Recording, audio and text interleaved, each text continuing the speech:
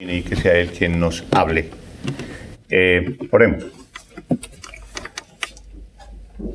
Dios Todopoderoso, Señor, te damos gracias por tu palabra, gracias porque por medio de ella es que podemos conocerte, oh Dios bendito, por medio de tu palabra es que podemos conocer a tu precioso Hijo.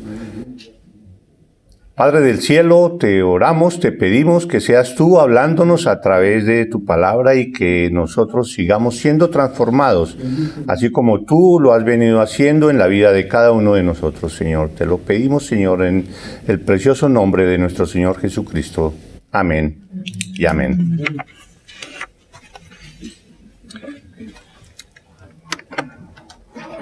Vamos a abrir nuestras Biblias en Juan capítulo 8. Y vamos a leer los versículos del 30 al 36.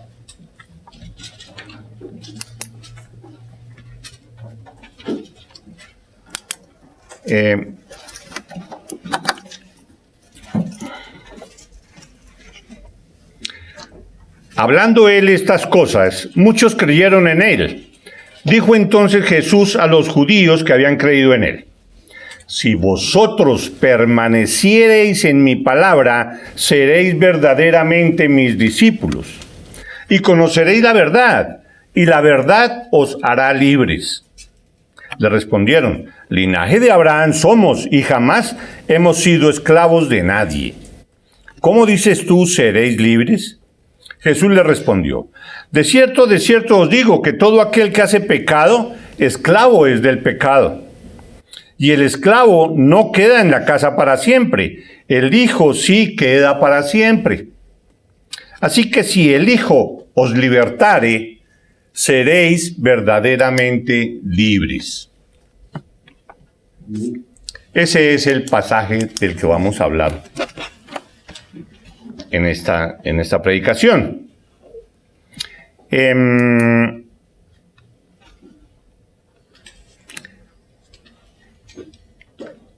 El título de esta predicación es Examinaos si estáis en la fe. Examinaos si estáis en la fe. Pablo, en 2 de Corintios 13, versículo 5, nos dice eso. Y en ese sentido es que vamos a hablar sobre este pasaje de Juan capítulo 8, del 30 al 36. 2 de Corintios 13, 2 de Corintios 13, versículo 5 dice: examinaos a vosotros mismos si estáis en la fe. Probaos a vosotros mismos. ¿O no os conocéis a vosotros mismos que Jesucristo está en vosotros, a menos que estéis reprobados? A menos que no, es decir, como si dijera Pablo, a menos que no tengas la fe verdadera que lleva a la salvación. A menos que sea eso así, entonces Pablo nos está diciendo: no conocéis, no sabéis que tienes a Jesucristo en medio de ti. A menos que estéis reprobados, entonces a menos que no seas salvo. Ante lo cual, pues, tenemos que mirar qué vamos a hacer, y no es cosa que se nos ocurra a nosotros, sino que nos dice la palabra de lo que debemos hacer. Entonces, el proceso de la salvación, ese maravilloso y especialísimo milagro que Dios por su gracia realiza sobre muchos, es algo tan complicado y difícil de entender que ha sido un tema de discusión durante todo el tiempo de la historia de la Iglesia. Y de acuerdo con la explicación que cada uno le dé a ese proceso de la salvación, de cómo es que se da, lo ubica a cada quien en esta iglesia, o en aquella iglesia, o en aquella otra. O lo alinea en esta doctrina, o en esta otra, o en esta otra. De ahí las diferentes denominaciones también, dependiendo de cómo se entienda el proceso de salvación. Sabemos que el tema principal de la diferenciación entre una y otra de las iglesias que existen siempre seguirá siendo la forma como se responda a la pregunta ¿quién es Jesús? Algunos dicen que no es Dios. Algunos dicen que Jesucristo es hijo de Dios, pero no es Dios. Otros dicen que Jesús es un maestro. Otros dicen que Jesús es un profeta. Otros dicen que es el hijo de la madre de Dios. Otros dicen que es la segunda persona de la Trinidad, o sea, Dios encarnado. Y así muchas otras posiciones respecto de Jesús. Y de acuerdo a la respuesta que cada uno dé a esa pregunta, ¿quién es Jesús para usted? Pues así es que pertenece a esta u otra denominación. Pero así también, además de este tema, hay otros que diferencian a las diferentes denominaciones y doctrinas. Dentro de eso, pues se destaca precisamente lo que ya acabamos de decir, el proceso de la salvación, el tema de la salvación. ¿Cómo se produce la salvación? ¿Es por obras? ¿Qué es eso de por obras? ¿Es primero la fe o el arrepentimiento? Bueno, entendido por obras, algo que es algo que tú haces. Algo que tú haces, o un rito, o un sacrificio, o algo que tú haces. ¿Con eso logras la salvación? Por medio de eso es que tú obtienes fe. Se necesita el arrepentimiento. ¿Y qué viene primero, la fe o el arrepentimiento? ¿Qué sucede primero? ¿Yo puedo ser salvo si quiero ser salvo? ¿Haciendo qué puedo ser salvo? ¿Solo con decir yo creo en Jesús soy salvo?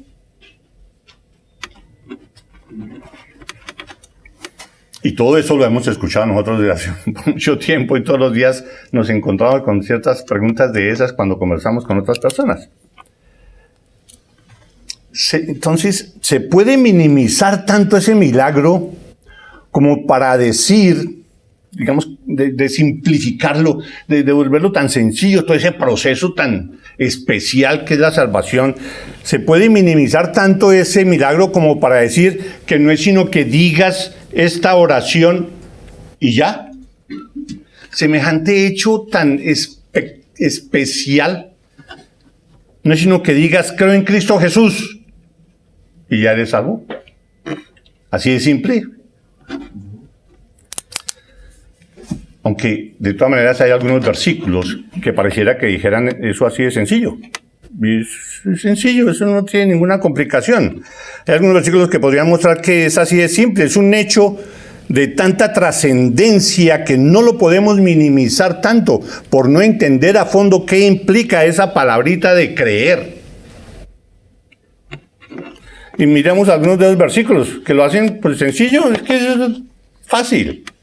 Ellos dijeron, en Hechos 16:31, dicen, ellos dijeron, cree en el Señor Jesucristo y serás salvo, tú y tu casa, punto, ya, listo, así es fácil. Ok, yo creo, ok, entonces ya tú y tu casa están salvos.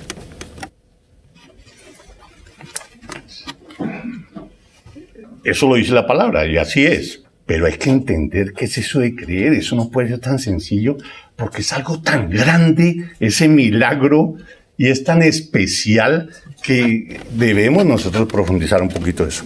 En Romanos 10, del 9 al 13, dice lo siguiente, también que pareciera que fuera muy sencillo. Que si confesares con tu boca que Jesús es el Señor y creyeres en tu corazón que Dios le levantó de los muertos, serás salvo. Porque con el corazón se cree para justicia, pero con la boca se confiesa para salvación. Sino que lo digas. Pues la Escritura dice, todo aquel que en él creyere no será avergonzado.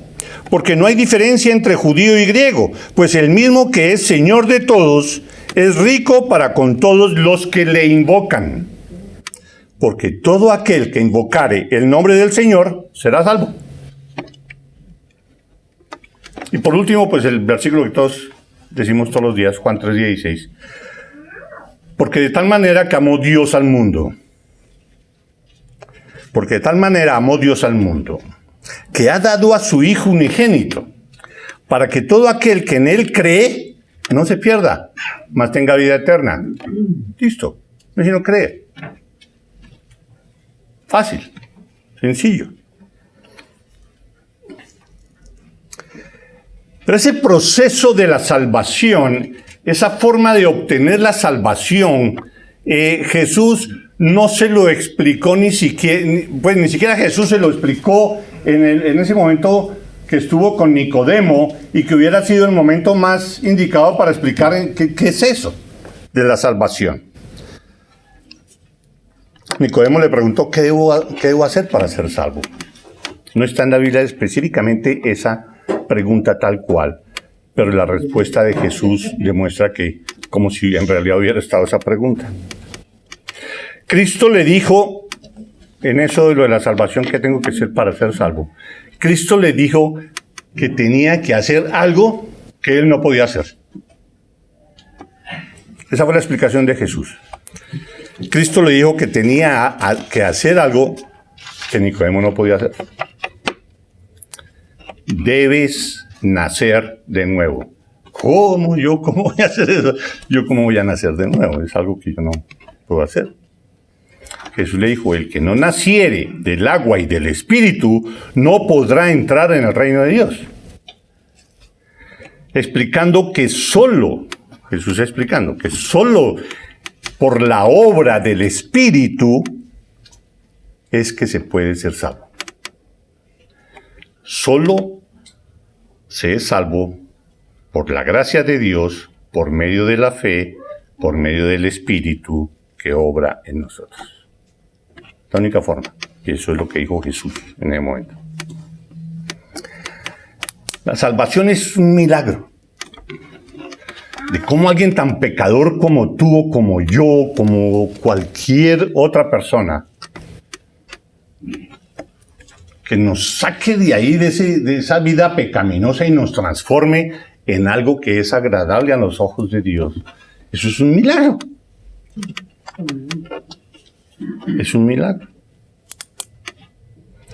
Ahora, no vamos a profundizar ahora tanto en la explicación de lo que es en sí la salvación.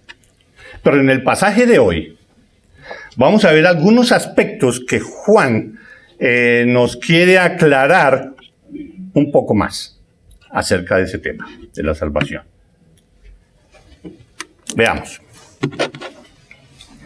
Recordemos que Jesús acaba de explicarles a los judíos durante la celebración de la fiesta de los tabernáculos, les estaba explicando qué es lo que tocaba hacer para irse al infierno. ¿Recuerdan? Si se quiere ir para el infierno, haga esto. Y dijimos tres cosas ahí como por resaltar. Lo primero era considerarse que tú no necesitas salvación. Tú eres tan bueno, tan perfecto, que tú no necesitas salvación. Entonces, ok, perdón por insinuarle que necesitaba salvación. Se creen tan perfectos y santos que no hay que hacer nada. La segunda forma para irse al infierno es amar al mundo y su pecado. Amar al mundo y su pecado. Está uno tan confortable aquí en este mundo, qué cosa espiritual. Yo estoy aquí es para disfrutar del mundo. ¿Cómo voy a dejar de hacer lo que más me gusta? ¿Le llaman pecado? Ok, allá los que le llamen pecado, pero yo hago lo que a mí me gusta, punto. Esa es otra forma para irse para el infierno. Y por último, hablando solo de tres, es no creer en Cristo Jesús. No creer en que Él es el Hijo de Dios. No creer en su obra. No creer en su vida, lo que es en su vida, su santidad. No creer en su muerte ni en su resurrección. O saber que eso pasó, pero no creer que Jesús es Dios y que es la segunda persona de la Trinidad que se encarnó y que vino y murió para pagar por tus pecados. El no creer eso, otra forma para irse para el infierno. Listo. En resumen, Jesús les dijo que si no creían en todo esto, que él había estado demostrando durante 2 años y medio, que ya llevaba de ministerio, si no creían en nada de eso, en sus pecados morirían. Creer en todos, en ver a través de las señales, los milagros que él hacía de que es Dios.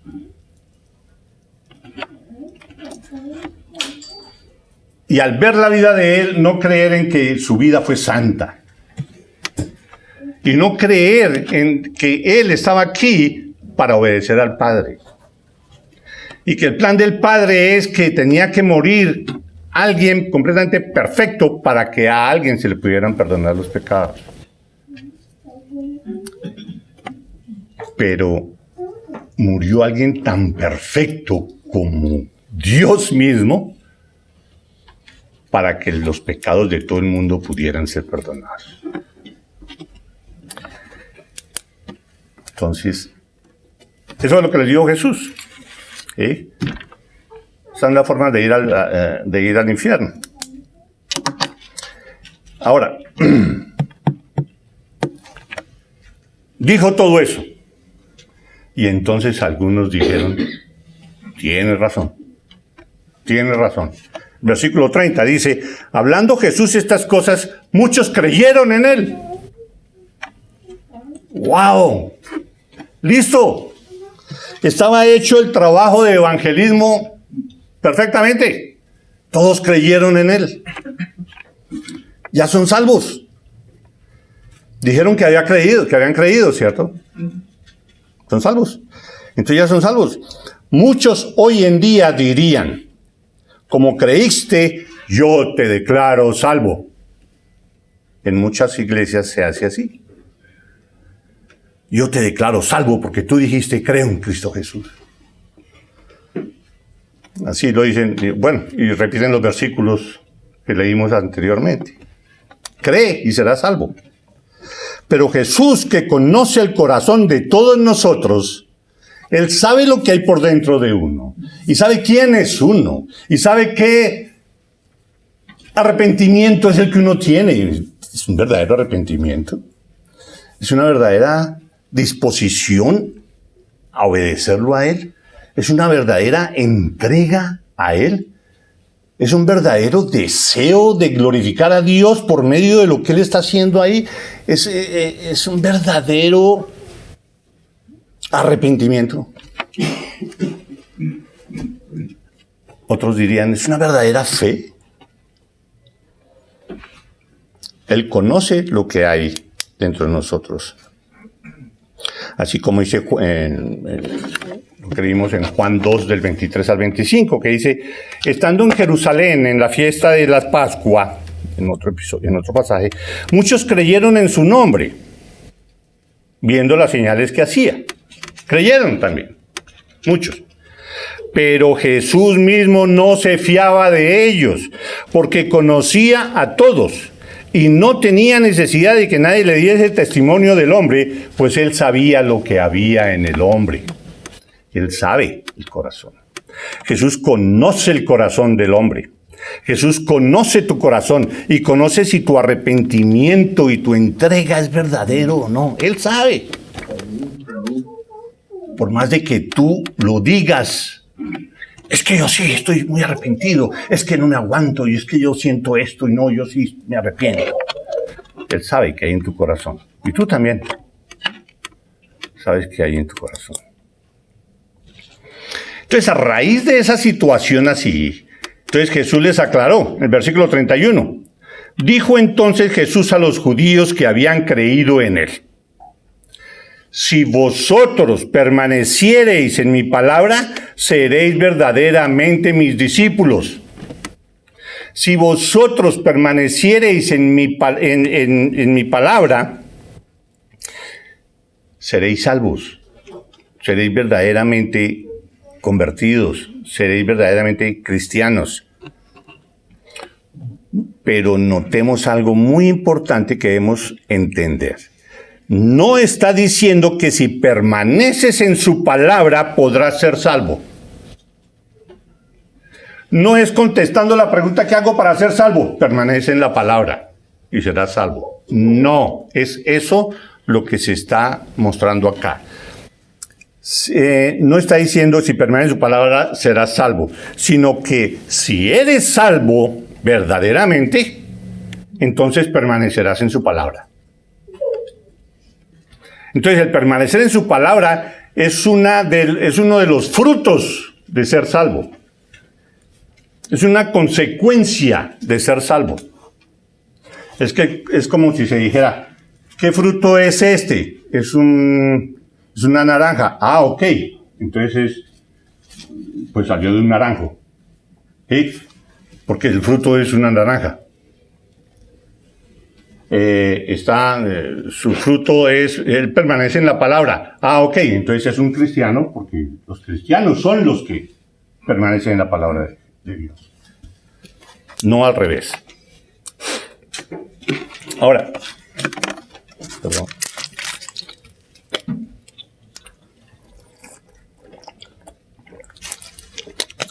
Permanecer en su palabra no significa que es necesario que estemos leyendo la Biblia durante las 24 horas del día, 7 días a la semana, y todo el tiempo leyendo. No es eso. El permanecer en su palabra quiere decir hacer de su palabra nuestra vida, interiorizarla. Permanecer en su palabra quiere decir eso, interiorizarla, vivirla y principalmente obedecerla. Entonces, para saber si eres salvo, hay que ver si permanece en la palabra.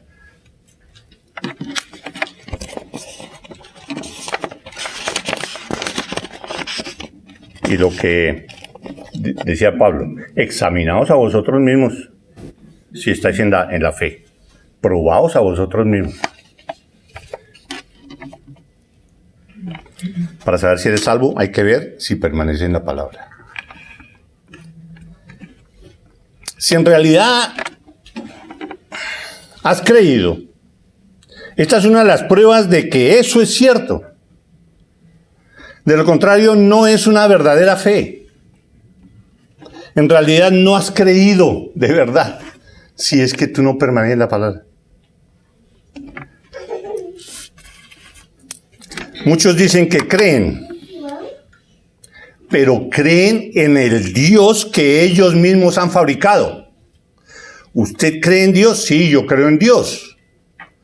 Pero en un Dios que Él mismo ha fabricado. Entonces, cree en Dios. Dios me va a sanar, Dios me va a cuidar, no me va a pasar nunca nada malo. Él está aquí para darme de comer, Él está aquí para sanarme, Él está aquí. Yo creo en Dios. Porque ese es el Dios que Él ha creado.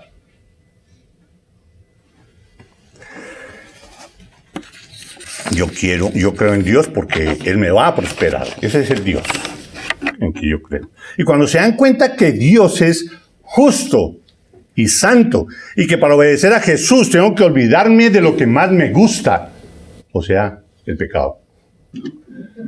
Cuando me entero de que tengo que cambiar eso, cuando tengo que olvidarme del mundo y sus placeres, entonces estas personas dicen, ese no es el Dios en el que creo. ¿Y qué pasa? Lo traicionan.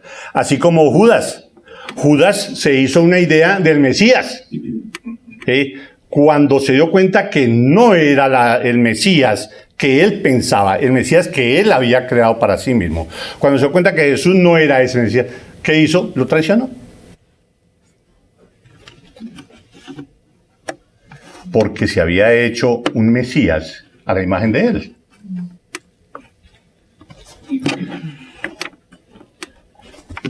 El versículo dice, si vosotros permaneciereis en mi palabra, seréis verdaderamente mis discípulos.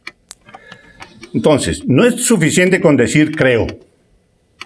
Para Jesús, si no se permanece, si no se vive continuamente en la palabra, puede significar que eres hijo del diablo. Porque él lo dice más adelante, en el mismo capítulo 8, versículo 44. Vosotros sois de vuestro padre el diablo. ¿Le está diciendo a quiénes? A los que creyeron en él. Vosotros sois de vuestro padre el diablo y los deseos de vuestro padre queréis hacer. Él ha sido homicida desde el principio y no ha permanecido en la verdad, porque no hay verdad en él. Cuando habla mentira, de suyo habla, porque es mentiroso y padre de mentira. Le dijo eso a los que habían creído. ¿Cómo podemos entender eso? Jesús les está diciendo, no, ustedes no han creído, ustedes... con compasión les está diciendo, mire, el creer no es solo eso que ustedes piensan, es todo esto, hay que permanecer en la palabra y demás lo que vamos a ver. Porque si es solo creer, Santiago 2:19 dice, también los demonios creen y tiemblan. Entonces solo creer, entonces los demonios creen. Entonces, ¿en qué queda todo? No es solo ir a Jesús por sus milagros y sus señales y hacerlo un rey para nosotros. Un rey, pues, sana y da de comer. Hagámoslo rey y listo. Sí, yo creo. Yo vengo, Jesús aclara, yo vengo a que coman mi carne y beban mi sangre, para que acepten mi sacrificio como necesario para ustedes. Para que ustedes crean en eso. Cuando él dijo, es necesario que ustedes coman mi carne y beban mi sangre, ¿qué pasó? Si ustedes se acuerdan, la gente se fue. Incluso le dijo a los apóstoles, a los discípulos que estaban ahí, ¿ustedes también se quieren ir? Es decir, es necesario que ustedes se interioricen conmigo, que yo esté dentro de ustedes, que coman mi carne y beban mi sangre, que yo sea su vida internamente, completamente, sinceramente.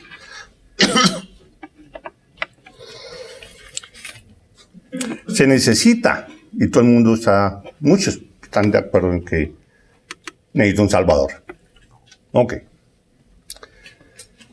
Pero implica el creer en Jesús, el recibirlo también como su Señor, como su amo, como alguien a quien toca obedecer siempre. No a veces, no de vez en cuando. Hay que recibirlo como nuestro amo y obedecerlo.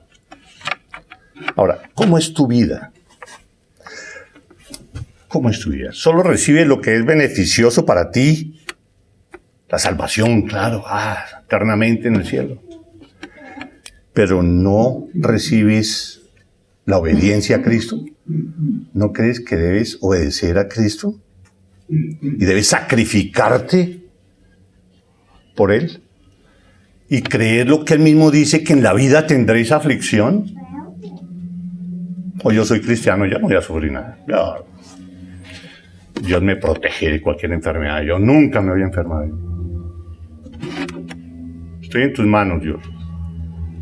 Nada de enfermedad para mí. Dios protege, sí, pero al mismo tiempo Dios castiga. Entonces, cuando vemos que el servicio a Jesús implica servicio a los demás, implica amor a los demás, implica humillarse a los demás, implica someterse a los demás. Entonces, esa parte ya no. Yo quiero ser salvo, pero eso de someterme, hay que mirarlo más a fondo. ¿Tú permaneces en su palabra?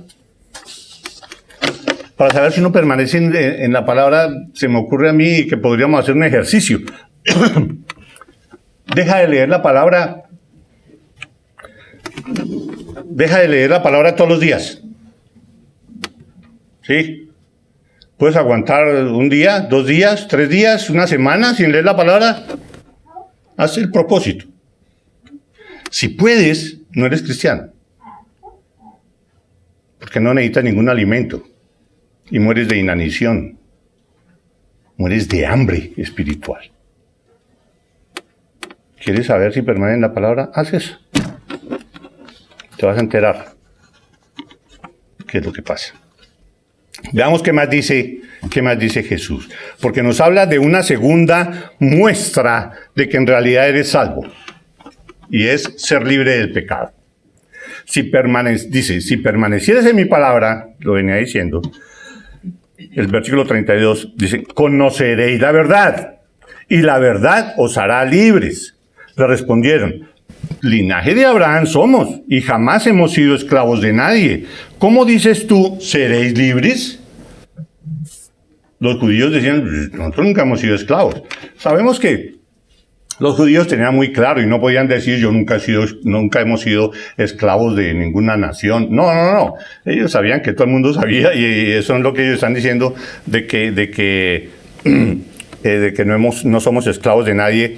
De que Jesús se está refiriendo a algo espiritual. Porque todos sabemos que ellos fueron esclavos de Egipto, fueron esclavos de los asirios, de los sirios. En ese momento eran esclavos de Roma. Entonces, ¿cómo decir que no eran esclavos? No han sido esclavos. Es lógico.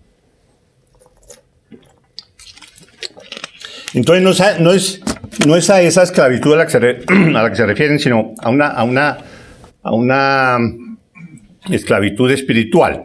Linaje de Abraham somos y jamás hemos sido esclavos de nadie. No hemos sido esclavos de ningún otro Dios como los paganos. Nosotros somos de Dios. Nosotros no hemos sido esclavos. ¿Cómo dices tú, seréis libres? ¿Libres de qué si nosotros tenemos a Dios? Nosotros somos hijos de Abraham y por lo tanto nosotros hemos recibido la libertad de Dios.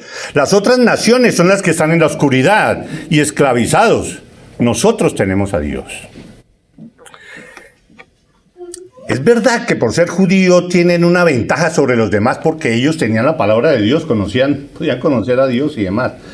Y fueron los escogidos porque Dios decidió que por medio del pueblo judío, por medio de Israel, es que iba a echar a andar todo el plan de salvación que él había tenido desde la eternidad. ¿Sí? Pero eso no los diferencia ni los hace especiales a los judíos, ni los hace especiales como si Dios no fuera a castigar a los pecadores judíos. Dios va a castigar a los pecadores. No solo a los pecadores que no son judíos, no, a todos los pecadores, incluyendo los judíos. Jeremías 9:25 lo aclara, dice, he aquí, vienen días, dice Jehová, en que castigaré a todo circuncidado y a todo incircunciso. Castigaré a todo el mundo. ¿Por qué? Por su pecado. Dice Jeremías 9:25. Bueno, dice Dios a través de Jeremías. Los judíos estaban equivocados. No por ser judíos eran salvos del castigo de Dios. Ellos lo iban a sufrir también. ¿Por qué? Porque están esclavizados del pecado. Versículo 34, Jesús le respondió.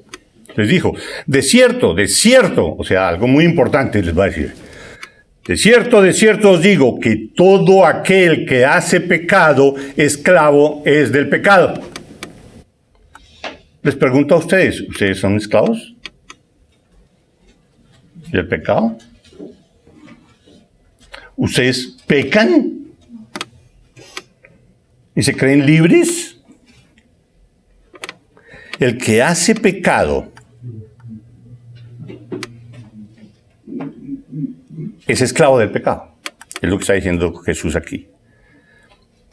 La palabra hacer, el que hace pecado, o sea, el que vive practicando el pecado, el que continuamente peca, el que su forma natural de vivir y su vida diaria es pecando, su vida es pecaminosa continuamente, es su característica, practica un pecado en particular continuamente. Eso es hacer pecado, eso es practicar el pecado. Muy diferente a que un cristiano peque de vez en cuando.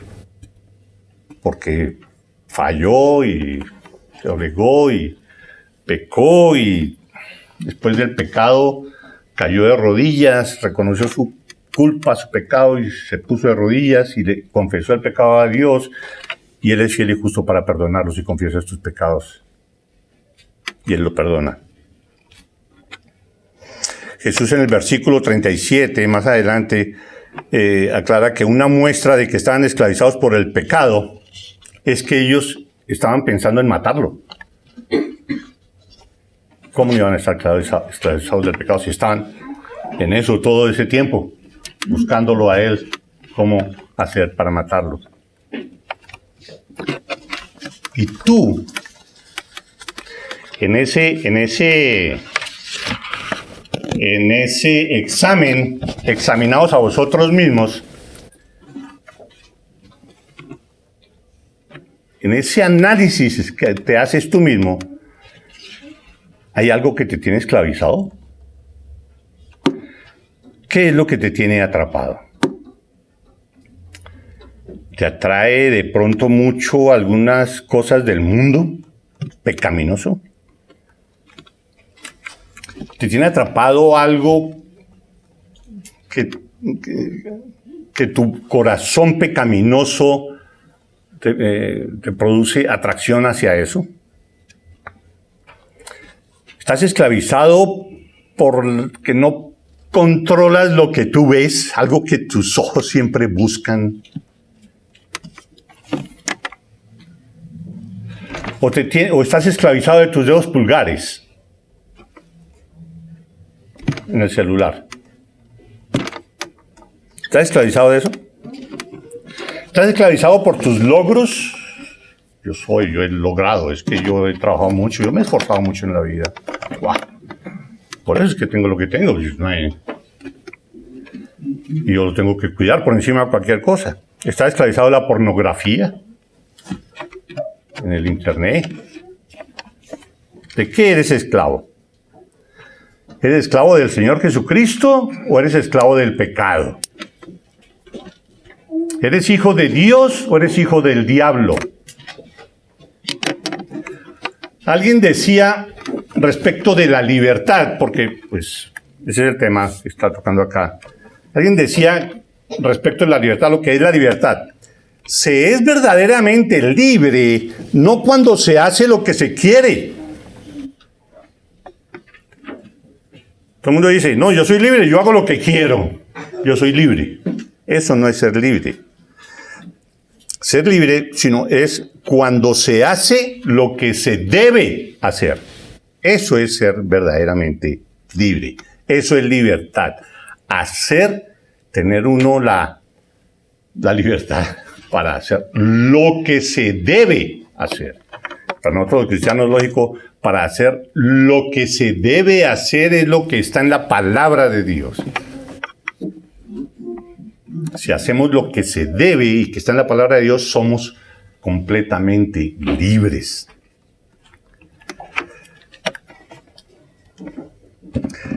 Entonces, esas son dos marcas de las que habla aquí Juan para que nos examinemos y miremos si somos cristianos o no. Permanecer en su palabra y ser libres de practicar el pecado.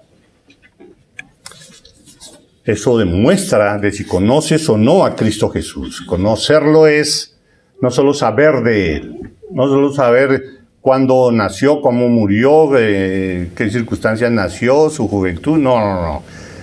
Es conocerlo, es tener una relación íntima y personal con Él. Por último, Jesús les dice, versículos 35 y 36, les dice, y el esclavo no queda en la casa. El esclavo no queda en la casa para siempre. El Hijo sí queda para siempre. Así que si el Hijo os libertare, seréis verdaderamente libres. Ustedes han gozado de beneficios de hijos, le dice a los judíos. Ustedes han gozado de beneficios de hijo, porque son descendientes de Abraham. ¿Sí? Y era lo que ellos le estaban diciendo, pues somos descendientes de Abraham, somos hijos de Abraham. Nosotros tenemos todo, no necesitamos ninguna salvación. Ustedes han gozado de beneficios de hijo, de descendientes, pero viven como esclavos. Su verdadera condición es esclavos del pecado. Si el Hijo os libertare, seréis verdaderamente libres. Seréis verdaderamente hijos de Dios. Así como dice Juan 1:12. ¿Sí? Que lo vimos. Mas a todos los que le recibieron, a los que creen en su nombre, les dio potestad de ser hechos hijos de Dios. Hijos de Dios. Aquí no dice a los descendientes de Abraham les dio potestad de ser hechos hijos de Dios. No. Los que creen en Él.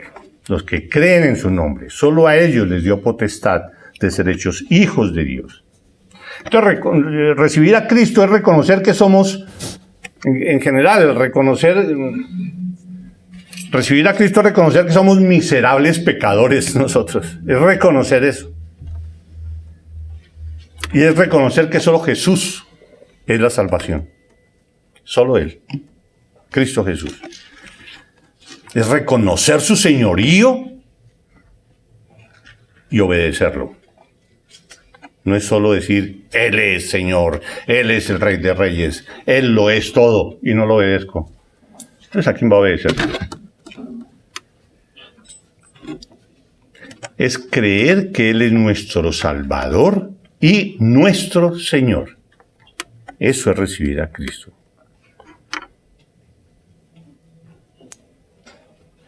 No dejemos ni olvidemos lo de que Él es nuestro Señor, nuestro amo. Y en medio de todo eso, en medio de analizar toda esa situación de cada uno de nosotros, debemos recordar lo que dice 1 Juan 3:1. Mirad, cuál amor nos ha dado el Padre para que seamos llamados hijos de Dios. El que Dios te haya escogido a ti para ser salvo y hacerte hijo de Él es un milagro. Es algo muy especial. Y no se necesita ser judío, porque no todos los judíos son hijos de Él.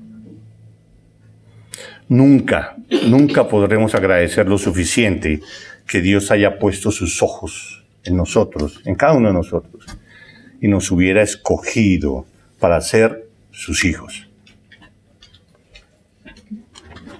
Démosle gracias a Dios por su gracia admirable. Oremos. Padre, gracias, Señor, que tu palabra es clara y es como una espada de doble filo que llega hasta los tuétanos y nos escudriña y nos hace ver cuál es la realidad espiritual de cada uno de nosotros, Señor. Te damos gracias por tu palabra. Y ayúdanos, Señor.